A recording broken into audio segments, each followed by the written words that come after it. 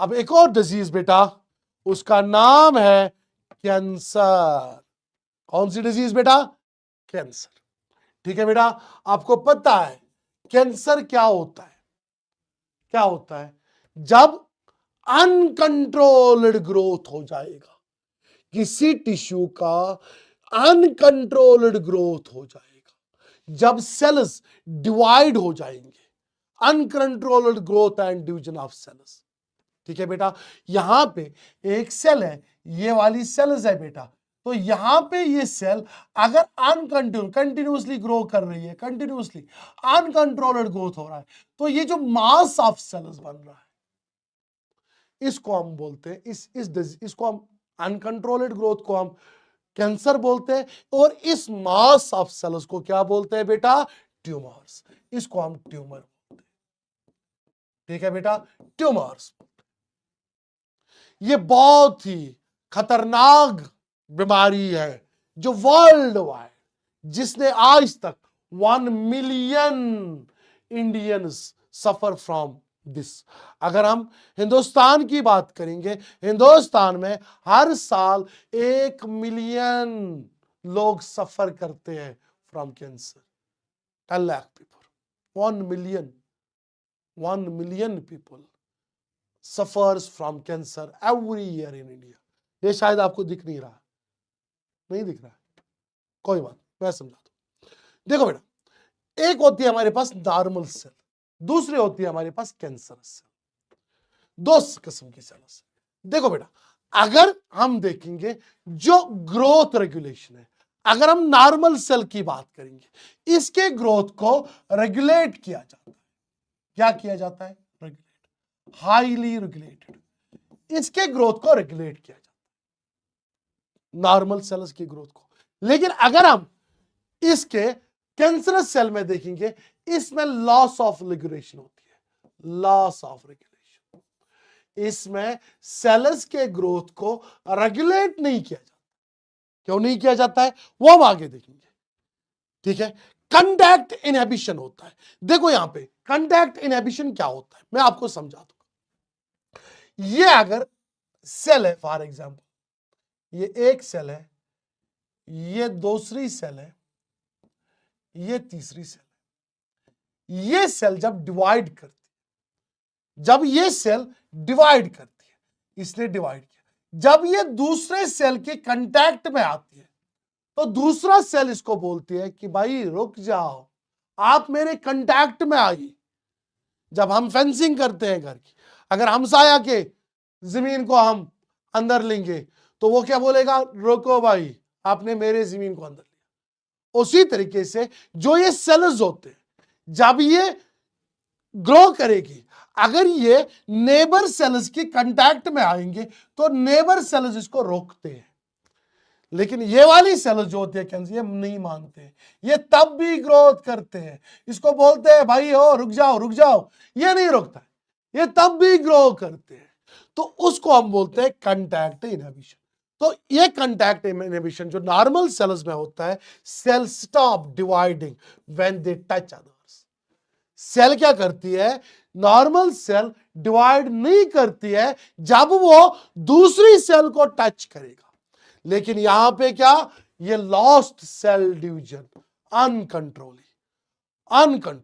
ये कंट्रोल ही नहीं होता है। समझ आ रहा है? Energy and nutrients normal use करते हैं। जो एनर्जी न्यूट्रिएंट्स है या एनर्जी है, नॉर्मल सेल्स इसको नॉर्मली यूज करते हैं। लेकिन ये जो होते हैं, ये कंप्लीट एग्रेसिव करते हैं, स्टार्विंग, जैसे कि भूखे होते हैं। हाँ, थप थप, ठीक है बेटा, हाँ वही करते हैं, स्टार्विंग करते हैं, ये एग्रेसिवली करते हैं। समझ आ रहा है? हाँ, वेरी गुड। तो ये फर्क है नॉर्मल और कैंसर सेल। समझ आया बेटा? हाँ, तो कैंसर के जो टाइप्स होते हैं, 2 किस्म के, जैसे हमने मलेरिया में देखा, benign malaria and malignant malaria. यहां पे benign tumours and malignant tumour, 2 किस्म होता है। एक होता है बेटा बिनाइन ट्यूमर, दूसरा होता है मैलिग्नेंट ट्यूमर, जो बिनाइन होता है, it is non cancerous, it is non cancerous. हाँ, ये कन्फॉर्म्ड, अगर बॉडी में एक जगह पे है, ये इधर ही रहेगा, इट इज लोकलाइज्ड, ये ज्यादा डिवीजन नहीं करता, कन्फर्म्ड टू वन प्लेस, ये एक ही जगह पे कन्फाइंड है, एक ही जगह पे। अगर किसी को थ्रोट में है, ये दूसरे ऑर्गन को डैमेज नहीं करेगा, थ्रोट में ही रहेगा, इट इज बिनाइन ट्यूमर। ठीक है, ठीक है बेटा। हाँ, दूसरा जो है, ये कॉज करता है लिटिल और नो डैमेज, ये कम ही डैमेज, लिटिल डैमेज कॉज करता है, थोड़ा सा, ज्यादा नहीं। ठीक है बेटा। लेकिन जो मैलिग्नेंट ट्यूमर होता है, इट इज कैंसरस, ये अनकंट्रोल्डली ग्रोथ करता है, अनकंट्रोल्ड ग्रोथ, अनकंट्रोल्ड, ये रैपिडली डिवाइडिंग नियोप्लास्टिक, ये रैपिडली डिवाइड करता है, रैपिड नियोप्लाज्म, इनको हम नियोप्लाज्म भी बोल सकते हैं, नई सेल्स को। ये इन्वाइड करते हैं, जो नेबरिंग टिश्यूज हो वहां तक फैलता है, उनको भी डैमेज कर सकता है। इसमें एक प्रोसेस है, उसको हम बोलते हैं मेटास्टासिस। मेटास्टासिस क्या होता है बेटा? जब कैंसर सेपरेट होगा, क्या होगा? जब कैंसर सेपरेट होगा बेटा, तो डिफरेंट ऑर्गन्स, अगर किसी को थ्रोट में है, ये दूसरे ऑर्गन में चला गया, कैसे? थ्रो ब्लड, थ्रो लिफ, ताकि वहां पे और ट्यूमर क्रिएट करे, उसको हम बोलते हैं मेटास्टेसिस। क्या बोलते हैं उसको? मेटास्टेसिस। ठीक है बेटा। कैंसर जब सेपरेट होगा तो डिफरेंट ऑर्गन्स, बाकी ऑर्गन्स के ओर वाया, कैसे? ब्लड या लिफ के जरिए, उसको हम बोलते हैं to create the new tumours, वहां पे नए ट्यूमर्स फॉर्म करने के लिए, उसको हम बोलते हैं क्या? Metastasis. It is the most dangerous property of cancer. Cancer की सबसे खतरनाक प्रॉपर्टी यह है कि ये मेटास्टेसिस शो करता है, मेटास्टेसिस शो करता है। ये यहां से बॉडी के एक साइड में है, यहां पे ट्यूमर है, तो ये ब्लड के जरिए, ब्लड के जरिए, लिफ के जरिए बेटा, ये आगे जाता है, ये बॉडी के दूसरे पार्ट्स को, यहां पे ट्यूमर क्रिएट करेगा। उस कंडीशन को हम मेटास्टेसिस बोलते हैं। समझ आया? समझ आया बेटा? सबों को समझ आया? सबों को समझ आया? हाँ, सबों को समझ, कुछ मिनट ले रहे हैं बस। सबों को समझ आया? अब कॉजेज ऑफ कैंसर क्या है, किससे कैंसर हो सकता है? पहला, फिजिकल एजेंट्स। फिजिकल एजेंट्स क्या आएगा? जिसमें आपके एक्सरेज आएंगे, जिसमें आपकी गामा रेज आएंगे, जिसमें आपके यूवी रेज आएंगे। These are the physical agents. ये क्या करते हैं? ये जो हमारा डीएनए है, ये इसकी म्यूटेशन करते हैं। क्या करते हैं बेटा? म्यूटेशन करते हैं। आपने पढ़ा होगा जेनेटिक्स में, म्यूटेशन, म्यूटेशन चेंज करते हैं, cause alteration in the genes. जब जीन में ऑल्टरेशन होगी, जब जीन में कोई म्यूटेशन होगी, तो वो कॉज करता है बेटा क्या? डीएनए म्यूटेशन, तो वो कॉज करता है कैंसर। दूसरा है केमिकल एजेंट, कौन से हो सकते हैं? टोबैको, हाँ, सिगरेट, पानी, ये सिगरेट, गुटखा, बीड़ी, ये सब ये केमिकल एजेंट्स है कैंसर के। टोबैको, टोबैको, स्मोक, हाँ, ये जो होते हैं, ये मेजरली लंग और ओरल कैंसर करते हैं। लंग कैंसर या ओरल कैंसर किससे होता है? टोबैको से होता है, सिगरेट से होता है, बीड़ी से होता है, गुटखा से होता है, उन चीजों से होता है। दूसरे क्या होते हैं? Biological agents. बायोलॉजिकल एजेंट्स जो होते हैं, जो ऑन्कोजेनिक वायरसेस है, ऑन्कोजेनिक वायरस, जैसे कि एचपीवी है, human papilloma virus, HPV, this is oncogenic virus, oncogenic, oncogenic. ठीक है, बायोलॉजिकल एजेंट से। हाँ, ये जब एक्टिवेट हो जाते हैं बॉडी में, ये ऑन्कोजीन्स फॉर्म करते हैं, कैंसर जीन्स। दूसरा जो इंपॉर्टेंट है दैट इज जेनेटिक फैक्टर्स। देखो बेटा, हमारी बॉडी में दो किस्म के जीन्स प्रेजेंट होते हैं। एक को हम बोलते हैं प्रोटो ऑन्कोजीन्स, याद रखना, प्रोटो ऑन्कोजीन्स। हमारी बॉडी में प्रोटो ऑन्कोजीन्स प्रेजेंट होते हैं। दूसरा क्या होता है? दूसरा होता है ट्यूमर सप्रेसर जीन्स। क्या होते हैं बेटा? ट्यूमर, जो हमारे पास जो ट्यूमर सप्रेसर जीन्स होते हैं।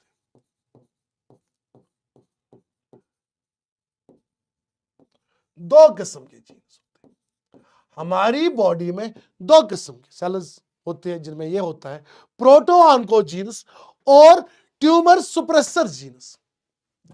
आपने देखा होगा हमारी बॉडी में जब हम गाड़ी ड्राइव करते हैं वहां पे दो चीजें होती है। एक होता है एक्सीलेटर, एक क्या होता है? एक्सीलेटर, जिससे स्पीड चढ़ती है, जो स्पीड को चढ़ाता है। दूसरा होती है ब्रेक, है ना, ब्रेक और एक्सीलेटर। आप समझो ये एक्सीलेटर है, ये ब्रेक है। आप समझ लो, ये एक्सीलेटर है, ये ब्रेक है। इसका काम क्या होता है? इसका काम होता है सेल डिवीजन करना, सेल डिवीजन करना, सेल को डिवाइड करना। किसका काम है? प्रोटो ऑन्कोजीन का काम है सेल को डिवाइड करना। और ट्यूमर सप्रेसर जीन का काम क्या है? ये स्टॉप करता है cell division, stop cell division. ध्यान से देखना, स्टॉप करता है सेल डिवीजन। तो जो ही ये सेल बढ़ गई, ये डिवाइड हो रही है, जब ज्यादा डिवाइड होगी ये इसको स्टॉप करेगा। भाई बस इतना ही, आगे मत जाओ, आगे मत जाओ। लेकिन इन केस ऑफ कैंसर क्या होता है? ये जो जीन है ये कंटिन्यूअसली कैंसर सेल में, नॉर्मल सेल में प्रोटो ऑन्कोजीन्स क्या करते हैं? ये डिवाइड करते हैं, फिर उनको रेगुलेट करता है। लेकिन यहां पे कैंसर सूरत में क्या करता है? ये कंटिन्यूअसली डिवाइड करते हैं। क्या करते हैं? कंटिन्यूअसली। ये लूज करते हैं एबिलिटी, ये इनको नॉट स्टॉप, ये एबिलिटी लूज करते हैं, ये अब इनको रोक नहीं पा रहे। जब गाड़ी में एक्सीलेटर चल रहा है लेकिन ब्रेक काम नहीं करेगी तो गाड़ी भागेगी, गाड़ी भागेगी, भागेगी ना बेटा, गाड़ी नहीं रुकेगी। तो यही यहां पे होता है, जो प्रोटो ऑन्कोजीन्स है वो कंटिन्यूअसली डिवाइड करवाते हैं सेल को, कंटिन्यूअसली। और वहां से जो आपका सुप्रेसर जीन है, ट्यूमर सुप्रेसर जीन है, वो नहीं कर पा रहे हैं कंट्रोल। अगर वो कंट्रोल नहीं कर पा रहे, वो स्टॉप नहीं कर पा रहे, ब्रेक नहीं लग रही है, तो गाड़ी चलती है, डिवीजन कंटिन्यूअसली होता है and that becomes the tumour. समझ आया? Clear, crystal clear? सीसी लिख डालो। सबको समझ आया? वेरी गुड, सबको समझ आया? चलो, ये समझ आया? बस कुछ मिनट में आपके ले रहा हूं। ठीक है, ठीक है, अच्छे से समझ आया?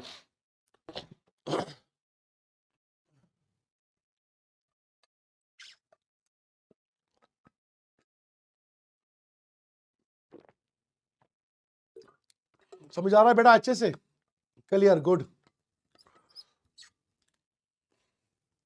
Okay okay. अब डायग्नोसिस, कैसे हमें पता चलेगा कि इस बंदे में कैंसर है? उसके लिए जो टेस्ट है दैट इज बायोप्सी। बायोप्सी में क्या करते हैं बेटा? अगर कोई मास ऑफ सेल है, अनकंट्रोल्ड ग्रोथ है किसी जगह पे, तो वहां से एक tissue, small piece of tissue निकालते हैं, काटते हैं। उसके बाद उस टिश्यू को एग्जामिन करते हैं। कहां पे? लेबोरेटरी में। लेबोरेटरी में उस पीस ऑफ टिश्यू को एग्जामिन करते हैं, अगर वहां पे अनकंट्रोल्ड डिवीजन दिखा रहा है, that means he has cancer. हाँ ठीक है बेटा, तो वही मैं कह रहा हूं, removal and microscopic examination of tissue, जिसको हम हिस्टोपैथोलॉजिकल स्टडी बोलते हैं, पैथोलॉजी बोलते हैं स्टडी ऑफ डिजीज को, ठीक है।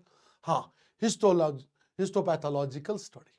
यहां पे एग्जामिन हुआ कि इसमें अनकंट्रोल्ड सेल डिवीजन हो रहा है, तो बेटा इसको हम क्या कहेंगे, इस केस में ट्यूमर है, ऐसे कर सकते हैं।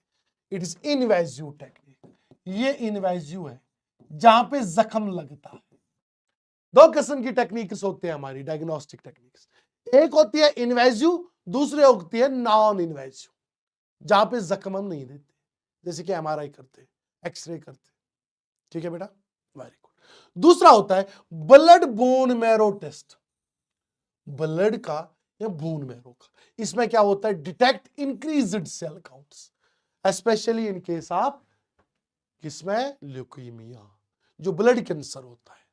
ब्लड कैंसर में क्या करते हैं, ब्लड बोन मैरो, ब्लड या बोन मैरो टेस्ट करते हैं, इंक्रीज्ड सेल काउंट्स होता है, सेल काउंट्स बढ़ जाएगा, समझ आ रहा है, क्योंकि वहां पे क्या है, अनकंट्रोल्ड ग्रोथ हो रहा है। या हम कहेंगे इमेजिंग टेक्निक्स जो नॉन इन्वेजिव होती है, रेडियोग्राफी, एक्सरे फॉर ट्यूमर्स, ठीक है ना, एक्सरे फॉर ट्यूमर्स, एक्सरे करते हैं, अगर वहां पे नहीं तो CT scan, 3D international image होती बनती है, अगर वहां से नहीं तो सबसे अच्छा मेथड एमआरआई है, जहां पे मैग्नेटिक फील्ड क्रिएट होता है, नॉन आयोनाइजिंग है और सेफ मेथड है, सेफ मेथड है और एक्यूरेट इमेजिंग होती है, ठीक है बेटा।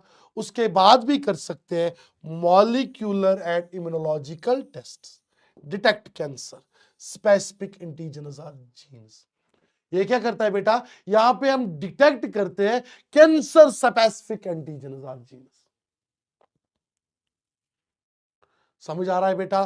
तो लास्ट पे help us in early diagnosis prevention, अगर अर्ली डायग्नोसिस होगी तो वो प्रिवेंशन में मदद करता है, ठीक है बेटा। तो ट्रीटमेंट क्या है, कैंसर का ट्रीटमेंट क्या है, तो पहला है surgery, surgery, removal of tumour tissue, जो जहां पे ट्यूमर है उसको रिमूवल करो। ये कॉमन है किसके लिए, अगर सर्जरी कर रहे हैं, रिमूवल, इसमें भी नहीं दिखेगा, यहां पे हम देखते हैं क्या करते हैं, ये साफ नहीं है, आपको नोट्स मिलेंगे, removal of tumour tissue, tumour tissue को रिमूव करते हैं।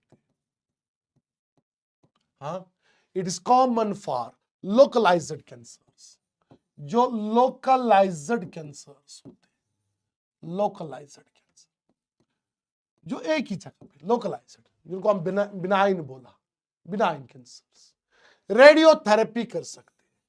ट्यूमर सेल्स जो होते हैं killed using ionising radiation, tumour cells को किल करना, ट्यूमर सेल्स को किल करना, किल करना बाय रेडिएशन।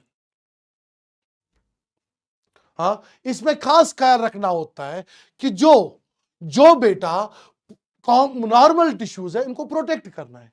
आप सारे टिश्यूज को जिस डालेंगे आयोनाइजिंग रेडिएशन, सारे नहीं, इसमें protect, care taken to protect normal tissue, normal tissue को बचाना है, ठीक है। कीमोथेरेपी, कीमोथेरेपी आपको पता है एंटी, जब हम मेडिसिन देते हैं, एंटी कैंसर ड्रग्स जो होते हैं देते हैं, ठीक है बेटा।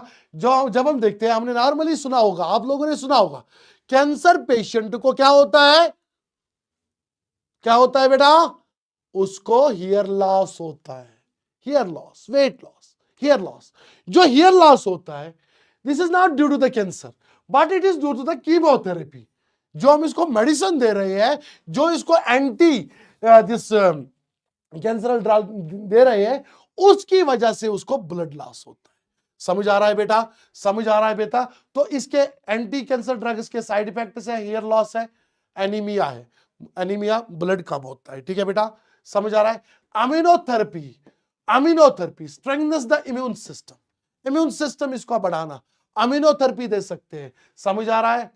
हाँ, अल्फा इंटरफेरॉन्स जहां पे हम इसको ऐड करते हैं। कॉम्बिनेशन थेरेपी, कॉम्बिनेशन थेरेपी में क्या आता है बेटा? जहां पे हम सर्जरी भी, रेडिएशन भी, ड्रग्स भी। एक तो सर्जरी भी करेंगे, रेडिएशन भी देंगे, और ड्रग्स भी देंगे, तीनों चीज, तो उसको बोलते हैं combination therapy. Most effective approach, सबसे ज्यादा effective approach, most effective approach to treat cancer, effective approach,